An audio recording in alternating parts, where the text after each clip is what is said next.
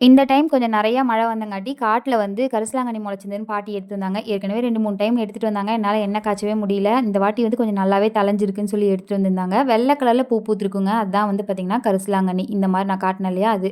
கொஞ்சம் எண்ணெய் காய்ச்சறக்கு எடுத்து வச்சுட்டு, மிச்சத்த வந்து சீயக்காய் அரைக்கும்போது யூஸ் பண்ணிப்போம்ன்னு சொல்லிட்டு, மேல நிழல்ல காய வச்சுட்டு வந்துட்டேன். இன்னைக்கு லஞ்ச் பாக்ஸ்க்கு வந்து ஜெய்க்கு வந்து பெப்பர், கேரட் 2ம் போட்டு செஞ்ச சூப்பரான ஒரு வெரைட்டி ரைஸ் தான் செஞ்சிருந்தேன். இது எப்படி செஞ்சிருக்கேன் அப்படிங்கிறது வந்து இன்னைக்கு மத்தியானம் லாங் வீடியோல போஸ்ட் பண்ணிருவேன். வேணுங்கிறவங்க செக் அவுட் பண்ணி பாருங்க. ஸ்நாக்ஸ்க்கு பாசி பருப்பும், வேன் ஸ்நாக்ஸ்க்கு வந்து போர்பான் பிஸ்கட்டும் தான் குடுத்துருக்கேன்.